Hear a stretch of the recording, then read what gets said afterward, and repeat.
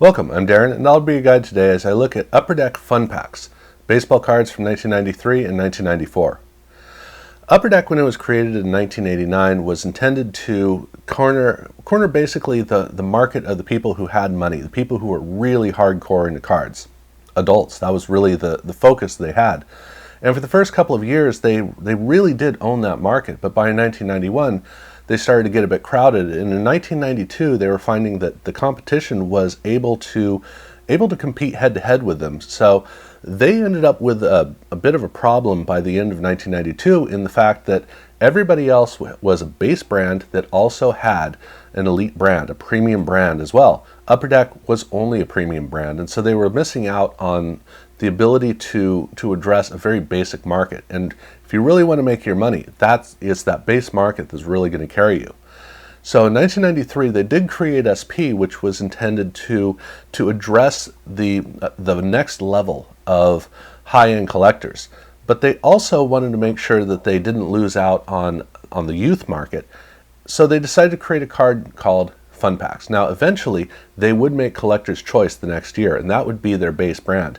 But here, they wanted to, I don't know if they didn't want to make a base brand, they didn't feel it was right for them, or if they wanted to make something that was more targeted. I don't know what it was, but for whatever reason, in 1993, they decided, and in baseball only, to make a card brand that was addressed entirely for kids. And it's pretty cool what they came up with. These cards, in every way, were designed for kids. I mean, in every possible way. They were bright, they were flashy, they had tons of crazy subsets, they had lots of art, they were coming up with crazy ideas. The pack name, Fun Pack, is the only way you can describe these, and that's part of what's really fun about it, and it also is part of what makes it so strange as you go through, is the fact that everything makes sense in its own way, but even for what they would do eventually with Collector's Choice, these packs are just, they're way out there. The 1993 set, the basic player cards in these cards are, they look so early 90s. I mean, I look at this and I just go, that is exactly what I was used to in terms of all the back to school stuff, in terms of TV, Nickelodeon, whatever. It's a lot of bright colors, really bright colors. You weren't doing the neon of the 1980s. These were very solid colors. There was kind of a depth to it. They had some patterns in it. They had a lot of little elements and details and some patched color tricks that designers were doing all over the place. It was a big mess of stuff. It was a glorious mess of stuff. It was bright, it was flashy, and if you look in the middle, you'll notice they even have a picture of a player.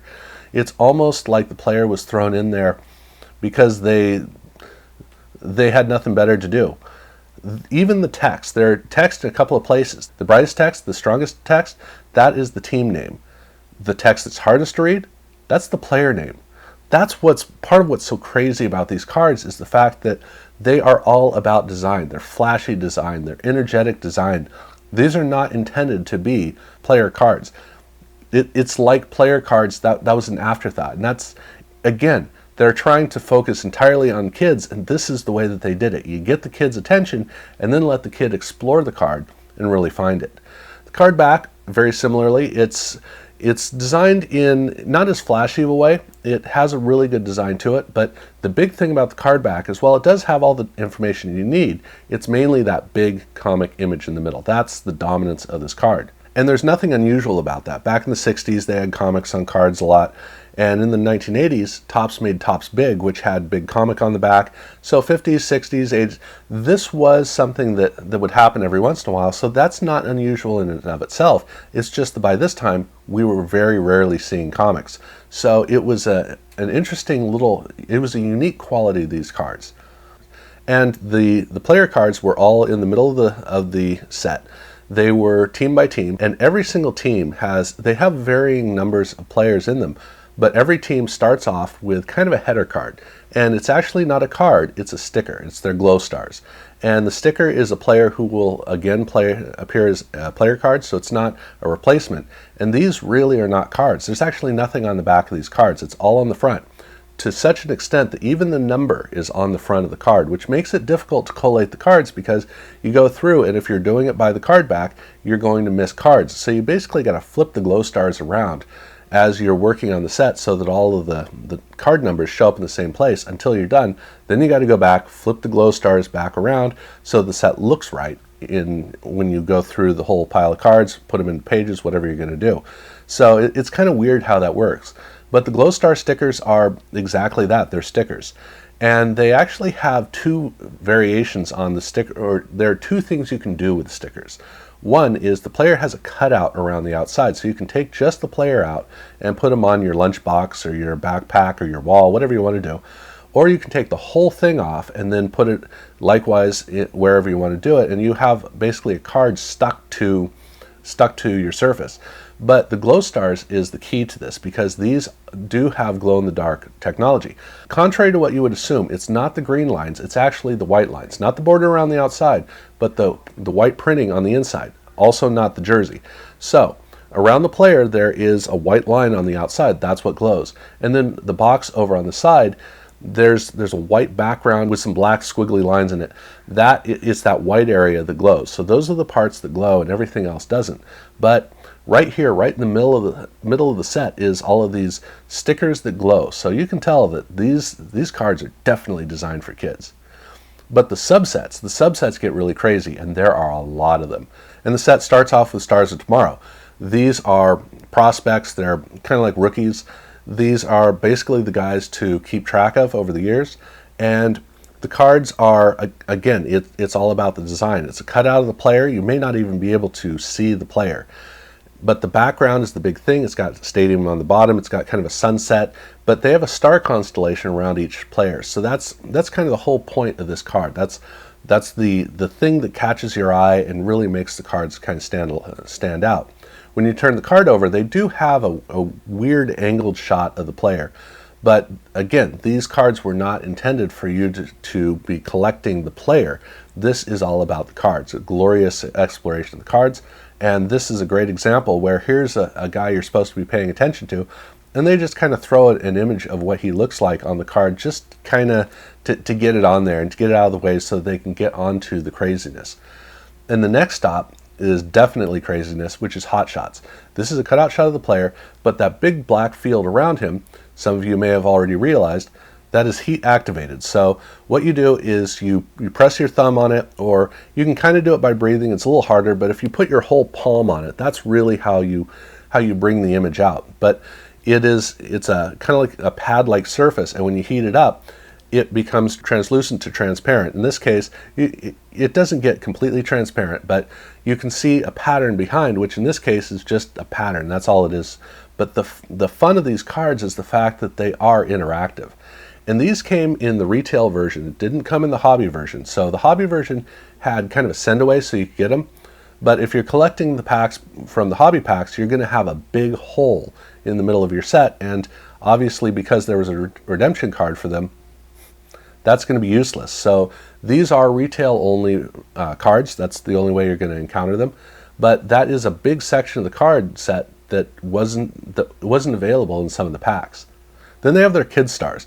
And this is nothing new. So back in the 1970s, they did this a lot in football. They did it in baseball.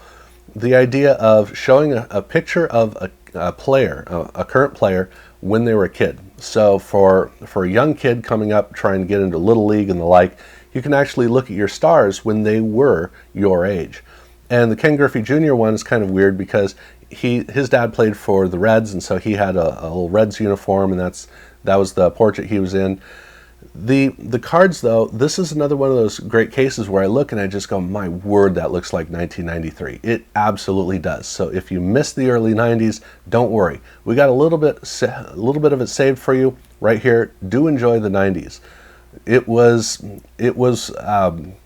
you can already tell style-wise, it was out there. And surprisingly, for these kid stars, you look on the back, there's almost no writing. This is a really strange one to me because this is one of those cards I really assumed that they would want to take some time and give you a fair amount of writing about it, but they didn't. They almost glossed over it. But it shows that they were just trying to get something bright and flashy for kids, and they were succeeding. The last subset of the first portion of the set is their Upper Deck Heroes, and these are art cards, which is, there's nothing unusual about that with Upper Deck. And these almost would fit into a regular Upper Deck set. They obviously fit a lot better into Collector's Choice, but this was designed more like comic book heroes. So these guys have a hero-like quality to them, but they look really good. They look like Upper Deck art cards. So that was a nice one to do, where for me, it almost felt like home, where I'm going through all these crazy ideas, and then I get to these and I go, yeah, okay, now this feels like what I'm used to. But again, it is done in more of a superhero quality than would normally be done in Upper Deck. But even at the end of the set, they have a couple of subsets as well, starting with their All-Star Advice. And this is advice from an All-Star. So it is a busy card on the front. It actually works really well. There's a lot going on, but it actually kind of works. But on the card back, he talks about his position and kind of how you would approach the position. So that's the idea. And again, this works really well for would-be little leaguers to get some tips on how to play.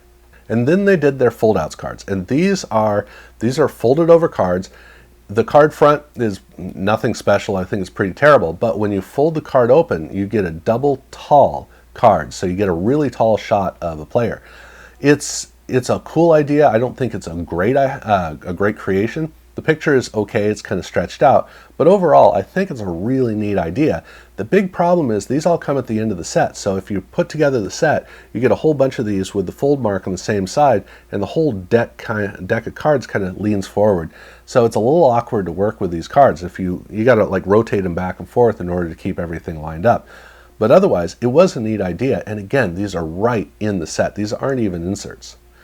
And then they close out with a couple of checklists, and the checklists are the regular cards. It's just that when you turn it over on the back, there's a checklist in there. Otherwise that's it.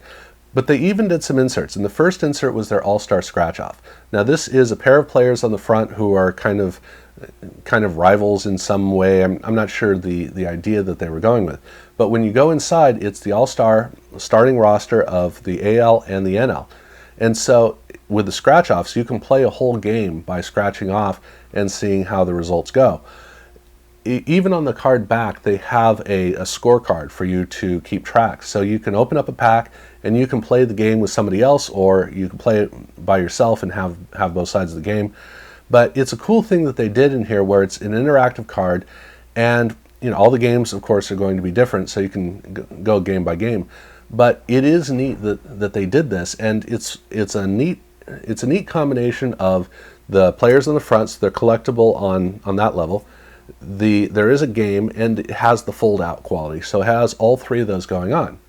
And then the other insert that they did was their Mascot Madness, and this is a card where it looks at 5 different mascots around the league, the really crazy mascots, and they have a shot of the mascot, and then they have not a hologram, but a hologram-like treatment on the side of the mascot. And if you turn the card, the colors are kind of changing, and it's kind of a neat idea, but it is a big, bright, flashy object for kids. But at the same time, you really never see cards of mascots, so that is a really neat quality that this card has. So in 1994, they launched Collector's Choice, which was their base brand. But they went ahead and they made another set of the fun packs.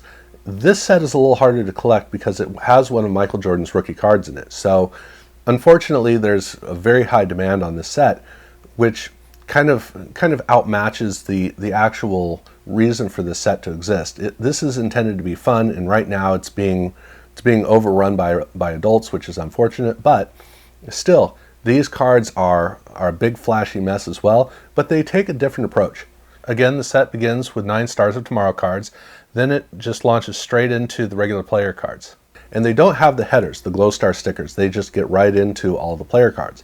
And the cards themselves are a different kind of flashiness. This is more of the Disney type style, where they have a full border around the outside. It's got 2 colors, it's got some patterns in it. The colors are very, very dominant. It's not as rich. This is more of a big, bright, flashy, in-your-face look. There is kind of a 3D frame around the outside of the player, inside of the border, and there's a player inside. I find it ironic that here with Barry Bonds, you can't even see his face. I mean, it's pretty crazy to really look at these cards and see just how much these cards are screaming out that they are a card. They're not there to service the player. They're there to service themselves, which again, it's a lot of fun because that's really what they were doing.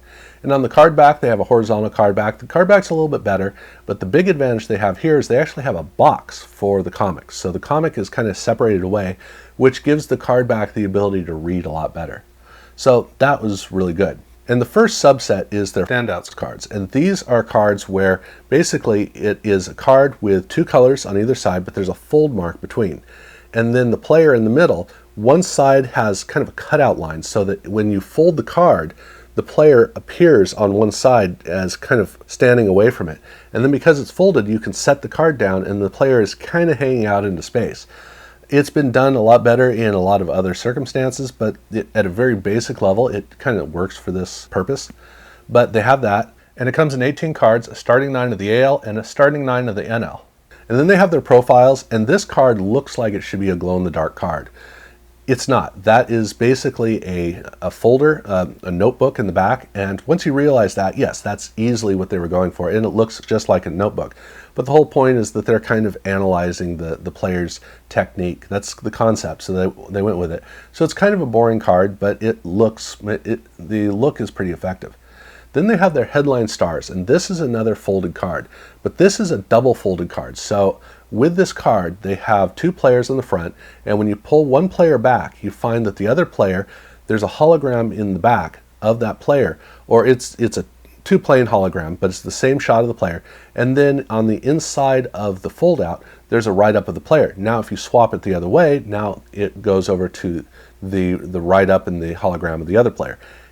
And I love how this is designed. This is a really clever approach. It looks great. It looks really, really impressive. So the first time that I opened it up, I just opened both leaves, and I was surprised that the holograms had flipped around until I closed one of the leaves and went, oh, okay, yeah, this is cool. This is actually a really neat idea. Then they have What's the Call? And this is a very period art image on the front, but you got to pay attention to the image on the front because it plays to the back. On the back, they have a question. It's basically a play sequence where they're asking you a question of what's the result, what's the call on the sequence that you see. And like I said, you got to pay attention to the front to understand, in this case, the orientation of who's on which side of the bag. Basically, which direction are the runners advancing. And I found this question to be a little bit tricky. Now, for baseball stat nerds, this is probably a pretty easy question, but for me, I got caught up because I wasn't sure if it was a pressure out or exactly how it was situated, but the question is kind of advanced. It is kind of technical. So I was pretty impressed with the level of, at least in terms of this question. But I also like the fact they have the question, they have the potential answers, and then they have that black oval down at the bottom where the text in it, the answer, is actually backwards. Now, if you're dyslexic like myself, I can actually read that, but most of the time, for a lot of people, you would have to use a mirror in order to read it. And I like that quality because oftentimes when you have the question and the answer, it's easy for your eyes to just pop down and look at the answer before you've given yourself a chance to really take this seriously. So this is a pretty impressive card, but the art on the front is a lot of fun. It is very, very much the art of the era. I mean, both of these sets they are constantly taking me back to what it was like here in the early to mid 90s. And then they have another fold-outs card, and this time they have the fold-out on the side. Again, they have it late in the deck. They have a couple of these, and so it makes the whole deck kind of tilt. But these fold-outs work a lot better because the fold-out goes to the side, and so it makes a bigger image as opposed to a taller image. And that helps out a lot with these cards. The only problem they have is that they tend to use a lot of rubber cement, and so like in the case of this Barry Bonds card here, I pretty much ruined the card just trying to wrench the thing open in order to see inside. So that's an inconvenience. I hope that it's a rare thing, or maybe that it's because of how many years the rubber cement's been sticking around. It's got a tactility that doesn't work too well, but yeah, that's a potential issue. And then the last subset is their heat activated fun cards. And this is, once again, heat activated, the black surface that disappears, but in this case, they actually have a comic image behind the player. And so if you heat the card up, all of a sudden there's a whole nother, the card kind of changes from a hero into a funny scene, or a scene that is intended to be funny. I'll let you determine whether you think that it is, but for little kids, it's definitely very funny. And that was basically it. They had a couple of checklists at the end, but the checklists actually look like the upcoming Collector's Choice checklist. So that was kind of an interesting thing to see, and they're all printed with the silver autograph on it, so that's just the way that they come. They did, though, do one insert set with this, and this was very similar to the All-Star Scratch-Offs. This is not done, though, with the All-Star games. It's not done with the two. This is actually a collectible space where you can have different competitions, because they have one card for every single team. So you have the whole starting 9, the batting order for each of the teams, and this is AL rules, so you have the designated hitters, and you can basically pair off any team versus any other team, which is a really cool element that they added. So every single team's represented, but it also means that when you do get one of these in the pack, it's not necessarily the automatic game that it had been in the previous year. Here you got to actually get the 2 teams that you want to use, or you can do it just randomly. But again, it's a really fun interactive thing they did for kids, but here they actually added it to another level, which makes it really cool. And that was it. They didn't bother to do a 95 fun packs. This was the golden time for them to take advantage of this.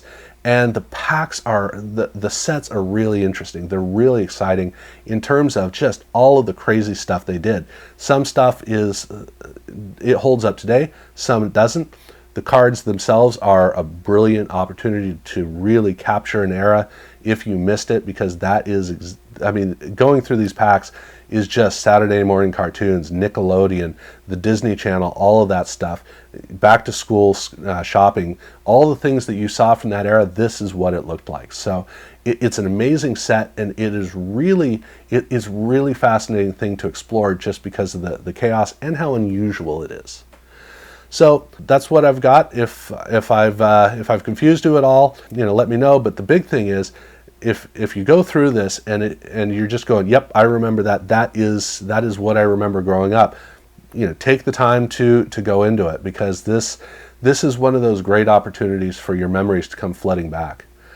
Other than that, if you haven't subscribed, definitely subscribe. Check my other videos out, and thank you very much for watching.